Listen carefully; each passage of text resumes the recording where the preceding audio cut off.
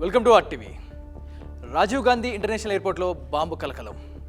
ఢిల్లీ నుంచి హైదరాబాద్ వస్తున్న IndiGo ఎయిర్లైన్స్లో bomb పెట్టారంటూ ఒక మెయిల్ వస్తూ ఉంది.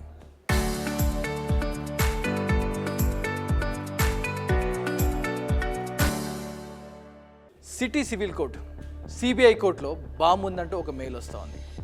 ఇలా వరుసగా బాంబు బెదిరింపులు హైదరాబాద్లో ఉన్న ఒక మెయిన్ ఇటు ఎయిర్పోర్ట్ కావచ్చు, ఇటు కోర్టులు కావచ్చు, వరుసగా ఈ బాంబు బెదిరింపులు అయితే వస్తూ ఉన్నాయి. ఇంతకు ఈ బాంబు బెదిరింపులు ఎందుకని పెడతా ఉన్నారు? మొన్న 18వ తారీఖు హైదరాబాద్లో నాంపల్లిలో ఉన్న సిబిఐ కోర్టుకి బాంబు పెట్టాం, మరికొన్ని నిమిషాల్లో పేలబోతా ఉంది, అందరూ బయటికి పారిపోండి అంటూ కూడా ఒక మెయిల్ ఐడి, ఒక ఫేక్ మెయిల్ అయితే పెట్టడం జరిగింది ఆ దుండగులు. ఆ వార్త విన్న వెంటనే పోలీసులు అందరూ కూడా అక్కడికి డాగ్ స్క్వాడ్తో వెళ్ళి అంతా కూడా అక్కడ చెక్ చేయగా అక్కడ ఏ బాంబు లేదు. కానీ కొంత సమయం వేస్ట్ అయింది. సుమారుగా ఉదయం 10 నుంచి 2 గంటల వరకు కూడా కోర్టులో జరగాల్సిన సెషన్స్ అన్నీ కూడా ఆగిపోవడం జరిగింది. గతంలో ఏవైతే చూసామో ఇండిగో ఎయిర్లైన్స్ వరుసగా బాంబు బెదిరింపులు రావడం జరిగింది.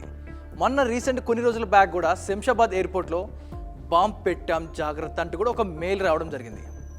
మరి ఇంతకీ ఈ మెయిల్స్ పెట్టే వాళ్ళు ఎవరు?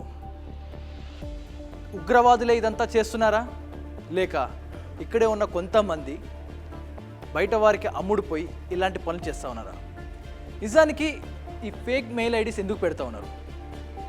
ఈ ఫేక్ మెయిల్ ఐడీస్ పెట్టినా కూడా పోలీసులు వాళ్ళని ఎందుకని పట్టుకోలేకపోతా ఉన్నారు? ఇంకా ఇండిగో ఎయిర్లైన్స్కి బాంబు బెదిరింపు మెయిల్స్ వచ్చి చాలా నెలలు అవుతా ఉంది. ఇప్పటి వరకు కూడా ఆ కేసులో ఎవరిని కూడా పట్టుకోలేదు పోలీసులు. సిబిఐ కూడా పట్టుకోలేకపోయింది. ఇప్పుడు ఏకంగా సిబిఐ కోర్టుకే బాంబు బెదిరింపులు వస్తూ ఉన్నాయి వరుసగా. సిబిఐ కోర్టు గతంలో చూసాం, సిబిఐ కోర్టులో 18వ తారీఖు బాంబు పెట్టామంటూ కూడా మెసేజ్ రావడం జరిగింది. మరి ఈ బాంబు బెదిరింపులు ఎలా చేస్తూ ఉన్నారు? చాలా వరకు కూడా కొన్ని ఎడ్యుకేషన్ పర్పస్ కోసం కొన్ని ఈ మెయిల్ ఐడీస్ కావచ్చు, కొన్ని అంశాల గురించి గూగుల్లో కొన్ని వెబ్సైట్స్ అయితే మనకు ఉంటాయి. కొన్ని సందర్భాల్లో మనం వ్యక్తిగతంగా మన ఈమెయిల్ ఐడిని ఇవ్వలేకపోతాం. అలాంటి ప్లేస్లో కొన్ని టెంప్ మెయిల్ ఐడీస్ ఉంటాయి. ఆ వెబ్సైట్లో ఆ మెయిల్ ఐడి యూజ్ చేసి మనం ఆ వెబ్సైట్లో లాగిన్ అవ్వడం అన్సేఫ్ అనిపించినప్పుడు మన పర్సనల్ ఈమెయిల్ కాకుండా ఈ వెబ్సైట్లో ఉన్న ఈమెయిల్ ఐడీస్తో లాగిన్ అవుతూ ఉంటాం. దానికి ఓటీపీస్ వస్తాయి, మనం మెయిల్ చేయొచ్చు, ఇలా కమ్యూనికేట్ చేసుకోవచ్చు. దాని ద్వారా ఎవరికి కూడా మన వ్యక్తిగత సమాచారం వారికి కూడా తెలియదు. అలాంటి కొన్ని వెబ్సైట్స్ మీకు ఇప్పుడు చూపించబోతా ఉన్నాం. టెంప్ మెయిల్ మనం వెబ్సైట్లో చూస్తున్నాం. ఈ టెంప్ మెయిల్ ఏదైతే ఉందో ఇప్పుడు మనకు ఒక మెయిల్ ఐడి ఒక టెంపరీగా కూడా కనబడతా ఉంది మనకు. ఈ సిటానో 2293@fentaoba.com అంటే ఒక మెయిల్ ఐడి రావడం జరిగింది. దీన్ని కాపీ చేసుకున్నా. దీని నుండి ఈమెయిల్తో లాగిన్ అయ్యి నేను మెయిల్ చేయొచ్చు, టెక్స్ట్ చేయొచ్చు. ఇదే వెబ్సైట్లో లాగిన్ అవుతే ఇక్కడ యువర్ ఇన్బాక్స్ ఇస్ ఎంప్టీ, మనకు మెయిల్స్ కూడా వస్తాయి, ఓటీపీస్ వస్తాయి, అవతల వాళ్ళతో కమ్యూనికేషన్ అయినా మెసేజెస్ వస్తాయి. ఇవన్నీ కూడా ఇందులోకి రావడం జరుగుతుంది. ఇవి కొన్ని ఎడ్యుకేషన్ పర్పస్ కోసం వాడుకోవడంలో తప్పు లేదు. కానీ ఇలాంటి ఒక వెబ్సైట్స్, ఇది ఎడ్యుకేషన్ పర్పస్ కోసం చెప్తున్నాను, ఎవరు కూడా దీన్ని దుర్వినియోగం చేయకూడదు. ఇలాంటి కొన్ని వందల వెబ్సైట్లు, ఇంతకన్నా దారుణమైన వెబ్సైట్లు కూడా ఉన్నాయి. అవన్నీ చూపిస్తే కొంతమంది వీటిని వారి స్వలాభాల కోసం వాడుకునే అవకాశం నేపథ్యంలో నేను లిమిటెడ్గా చూపించే ప్రయత్నం చేస్తూ ఉన్నాను. ఇలాంటివి టెంప్ ఐడీలు క్రియేట్ చేసుకొని మెయిల్స్, ఫేక్ మెయిల్ ఐడీస్ని ఎయిర్పోర్ట్ సిబ్బందికి, ఎయిర్లైన్స్కి పెడతా ఉన్నారు. దాంతోపాటు ఒక వెబ్సైట్ ఉంటుంది, దాని పేరు నేను చెప్పదలుచుకోలేదు. ఈ వెబ్సైట్లో ఎలా ఉంటుందంటే పూర్తి సమాచారం ఉంటుంది మనకు. ఇటు ఒక పేరు, దానికి సంబంధించిన ఒక ఫోన్ నెంబర్ కూడా ఇస్తారు మనకు. Phone number, date of birth, వయస్సు, అడ్రస్. ఇక్కడ మనకు వారి వాడే వెబ్సైట్ ఇంకా లోతుగా వెళ్తే ఫైనాన్స్ సంబంధించిన master card, expiry date, CV date, ఇలా కొన్ని కార్డ్ డీటెయిల్స్ కూడా ఇస్తూ ఉన్నారు. అండ్ దాంతోపాటు ఇదిగో చూడు, చిరునామా, ట్రాకింగ్ అడ్రస్, ఇక్కడ మెయిల్ ఐడి williamjscal@0pide.com. ఇక్కడ క్లిక్ ఇస్తే ఇది యాక్టివేట్ అయిపోతుంది. ఇది యాక్టివేట్ అయిపోయింది, మన కళ్ళతో కనపడుతుంది, అంత సింపుల్. ఇవన్నీ యాక్టివేట్ అయిపోతుంది. ఇక్కడి నుంచి మెయిల్స్ పంపొచ్చు. ఇది ఉపయోగించి కోర్టులకి, బెదిరింపు మెయిల్స్ ఇస్తూ ఉన్నారు, ఎయిర్లైన్స్కి బెదిరింపు మెయిల్స్ ఇస్తూ ఉన్నారు. అండ్ మోర్ ఓవర్ ప్రతి దానికి ఒక ఫ్లైట్కి బాంబు బెదిరింపు వచ్చింది అంటే ఆ గంట సేపు 2-3 గంటలు మొత్తం తనిఖీలు అయిపోయేంత వరకు కూడా ఆ ఫ్లైట్ అక్కడి నుంచి కదలదు. ఎయిర్పోర్ట్ సిబ్బంది కూడా ఎవరిని లోపలికి అలౌ చేయరు. ఈ 2-3 గంటల హంగామా జరుగుతూ ఉంటుంది ఈ ఒక్క ఫేక్ మెయిల్ ఐడి ఒక బెదిరింపు వల్ల. మరి నిజానికి ఈ బాంబు బెదిరింపులు ఏవైతే ఉన్నాయో హైదరాబాద్లో ఉన్న సిబిఐ కోర్టుకి బాంబు బెదిరింపు మెయిల్ పెట్టాల్సిన అవసరం ఏమో వచ్చింది, బాంబు బెదిరింపు కోర్టుకి ఇవ్వాల్సిన అవసరమే వచ్చింది. ఇక్కడ కొన్ని అంశాలు అయితే బయటపడుతూ ఉన్నాయి. ఆ రోజు 18వ తారీఖు కొన్ని కేసెస్ ఉన్నాయి. మామూలుగా కోర్టులలో మన హైకోర్టులో అన్ని రకాల కేసెస్ ఫైల్ అవుతూ ఉంటాయి, అన్ని హియరింగ్స్ అవుతూ ఉంటాయి. కానీ సిబిఐ కోర్టులో మాత్రం హై ప్రొఫైల్ కేసులు, చాలా సెన్సిటివ్ కేసులు, పెత్తందారులు, పెద్ద తలకాయల కేసులు మాత్రమే సిబిఐ హ్యాండిల్ చేస్తూ ఉంటుంది. ఆ కేసులు హ్యాండిల్ చేస్తున్న సిబిఐ కోర్టుకి ఆ రోజు ఒక బాంబు బెదిరింపు రావడం జరిగింది. అంటే ఆ బాంబు బెదిరింపు వచ్చిన వెంటనే డాగ్ స్క్వాడ్ వచ్చింది, పోలీసులు వచ్చారు, మొత్తం కోర్టు మొత్తం ఖాళీ, జడ్జితో సహా అందరూ బయటికి వెళ్ళిపోయారు. 10 గంటల నుంచి సుమారుగా 2.5 గంటలు అంటే మధ్యాహ్నం 2.5 గంటల వరకు, అంటే సుమారు ఒక 4-5 గంటల పాటు కోర్టు మొత్తం ఖాళీ.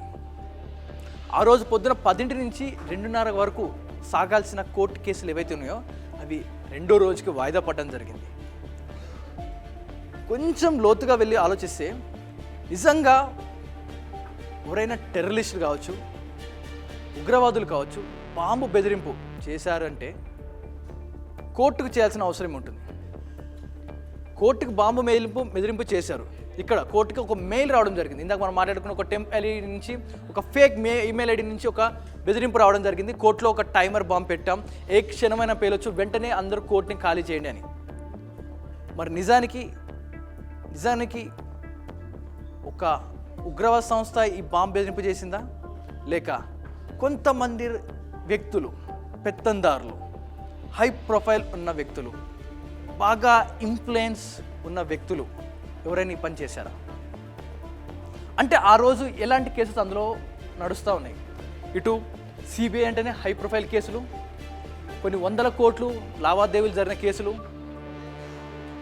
నల్ల డబ్బు కావచ్చు, కబ్జాలు కావచ్చు, అవినీతి కేసులు, పెద్ద అవినీతి కేసులు, ఇలాంటి పెద్ద కేసులన్నీ కూడా సిబిఐ కోర్టులో సాగుతూ ఉంటాయి. సిబిఐ ఎంక్వైరీ చేసినాక ఆ ఇన్ఫర్మేషన్ మొత్తాన్ని కూడా కలెక్ట్ చేసిన తర్వాత సిబిఐ వారి కోర్టులో అప్పచెప్తారు, హియరింగ్ ఉంటుంది. మరి ఆ రోజు నిజానికి ఏ కేసు నడుస్తూ ఉంటే ఈ బాంబు బెదిరింపు రావడం జరిగింది. నిజంగా ఆ కేసుని ఏదైతే కొన్ని హై ప్రొఫైల్ ఉన్న ఇన్ఫ్లుయెన్స్ ఉన్న వ్యక్తుల కేసులు హైరింగ్ ఆ రోజు జరగకుండా, ఆ రోజు ఆ కేసు అవ్వకుండా రేపు నెక్స్ట్ డేకి పోస్ట్పోన్ అయితే వారికి ఏమన్నా లాభం ఉందా? నెక్స్ట్ డేకి ఏమైనా ఎవిడెన్స్ క్రియేట్ చేసుకునే అవకాశం ఉందా? లేకపోతే వారు ఆ రోజు కోర్టుకు రాకుండా ఉండేందుకు ఇలాంటి ఏమైనా పన్నాగ పడినారా? ఇలాంటి ఎన్నో ప్రశ్నలు తలెత్తా ఉన్నాయి ప్రజెంట్. అంటే ఒక బాంబు బెదిరింపు ఎయిర్పోర్ట్స్కి వచ్చాయి, ఫ్లైట్స్కి వచ్చాయి, కోర్టుకి, సిబిఐ కోర్టుకి. ఇప్పుడు కోర్టు బెదిరింపులు, బాంబు బెదిరింపులు హైకోర్టుకి వచ్చాయంటే అన్ని కేసులు ఉంటాయి, ఉగ్ర కుట్ర అనుకోవచ్చు. ఇక్కడ నాంపల్లిలో ఉన్న మళ్ళీ సెషన్ కోర్టు ఉంది, దానికి స్పెషల్గా సిబిఐ కోర్టులోనే పెట్టామంటూ కూడా పదే చెప్పడం జరిగింది, అందులో మెన్షన్ చేయడం జరిగింది. మరి ఆ సిబిఐ కోర్టునే టార్గెట్ చేయడానికి గల కారణాలు ఏంటి? నిజానికి మీరేమనుకుంటున్నారు? ఇది కొంతమంది బడాబాబులు, డబ్బున్న వ్యక్తులు, వారు ఆ కేసుని ఆ రోజు అవకతవకలు చేయడానికి, ఆ రోజున సాక్ష్యాలని తారుమారు చేయడానికి, ఆ రోజున్న కేసుని రేపటికి పోస్ట్పోన్ చేయడానికి ఇలాంటి బాంబు బెదిరింపులు ఏమైనా బాంబు బెదిరింపు చేసి దానికి లేదా ఇంకేదైనా ప్రయోజనాల కోసం బాంబు బెదిరింపు ఉంది అంటూ హెచ్చరించారా? ఇలాంటి ఎన్నో ప్రశ్నలు తలెత్తుతూ ఉన్నాయి. నిజానికి ఈ ప్రశ్నలు తలెత్తడానికి కారణం ఇప్పటి వరకు మనం ఏవైతే చూసామో, ఇటు ఫ్లైట్స్లో, ఇండిగో ఫ్లైట్స్లో చాలా వరకు కూడా బాంబు బెదిరింపులు వచ్చాయి. ఆ బాంబు బెదిరింపులు మెయిల్సే, అన్నీ కూడా మెయిల్సే, ఒక ఫేక్ ఈమెయిల్ ఐడి నుంచి వచ్చింది అంటారు, ఎంక్వైరీ చేస్తూ ఉన్నారు. మరి ఇప్పటికీ కూడా ఆ ఫేక్ మెయిల్ ఐడి పెట్టింది ఎవరు, బాంబు ఉంది అని బెదిరించిన వారు ఎవరు?